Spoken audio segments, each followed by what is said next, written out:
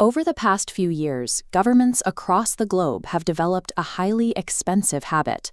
They pour immense amounts of taxpayer revenue into millions of tons of wet concrete to construct giant vanity monuments. In India alone, we've seen individual projects built at a cost of 3,000 to 4,000 crore rupees. This comes directly from public pockets, draining capital that could otherwise be used for civic infrastructure. To make room for these colossal structures, vast tracts of native forests are routinely clear-cut. The natural landscape is stripped bare to accommodate heavy machinery and massive foundations, which leads to a serious logistical question. Is it possible to build a world-class, massive tourist attraction without destroying the local environment or depleting public tax funds? The standard method of erecting civic monoliths acts as a dual drain. It creates an economic black hole for public budgets and leaves an ecological dead end in its wake. The answer sits at the top of a peak in Kollam, Kerala. This is the Jatayu Earth Center, currently holding the record as the world's largest bird sculpture. Unlike the sprawling concrete giants backed by the state, this entire site is 100% privately funded. Not a single paisa of government tax money went into its creation. The financial efficiency is striking. The massive sculpture, the surrounding adventure park, and the newly grown forest were all completed for a total cost of a mere 100 crore rupees. When taxpayer funding is removed, the project's survival depends entirely on its own merit. Its purpose shifts from a political statement to a functional attraction that must provide enough tangible value to attract visitors on its own. The visionary behind this site is Rajiv Anshul, a former film art director who studied at the College of Fine Arts in Trivandrum. He is highly specific about his work here. He refuses to call it a statue, insisting it is a sculpture. 10 years ago, the environment here was extremely hostile. It was a steep, rocky mountaintop devoid of topsoil, trees, or shade, covered only in patches of wild grass.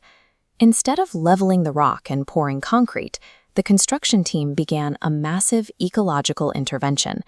They brought in hundreds of thousands of saplings and planted them directly into the arid ground surrounding the peak. Over the next decade, those saplings matured. A completely new, functioning forest ecosystem grew to envelop the area where the art piece was being carved. This entirely flips the standard operating procedure. Instead of forcing the earth to adapt to the architecture, the monumental architecture was designed to adapt to the earth.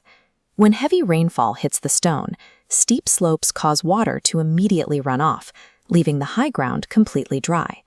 To solve this, engineers carved 30-foot-deep geometric catchments into the bedrock to intercept runoff and store water inside the mountain.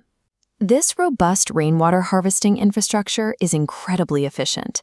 It successfully captures and stores 1.5 million liters of water, entirely sustaining the newly planted forest and the surrounding facility without drawing from municipal lines. Further down the slope, the team located ancient rock caves. Rather than using explosives, they preserved the existing geology and repurposed the caverns into traditional Ayurvedic healing centers. By integrating massive water harvesting with the existing topography, the site functions as a piece of regenerative architecture, one where the presence of the monument facilitates the growth of the surrounding forest, rather than depleting the resources needed to sustain it. The design draws directly from the ancient Ramayana epic, focusing specifically on the character of the divine bird Jatayu. In the lore, Jatayu intercepts a kidnapping attempt, fighting fiercely to save the goddess Sita. He is ultimately struck down in the battle, sacrificing his own life in the process. Anshul translated this tragic narrative into the physical architecture. The massive bird is not posed in a victorious stance. It lies inverted on its back, in agonizing pain with a broken wing. This specific pose grounds the modern theme of the entire 100 crore project. The sculpture is a dedicated monument to the protection, safety, and honor of women. True cultural resonance in public art often requires a different approach. Rather than building towering symbols of conquest or political victory, this site immortalizes a story of profound personal sacrifice and moral duty. Because this privately funded project operates without ongoing government subsidies, it faces a strict operational reality. It must generate its own continuous revenue to survive.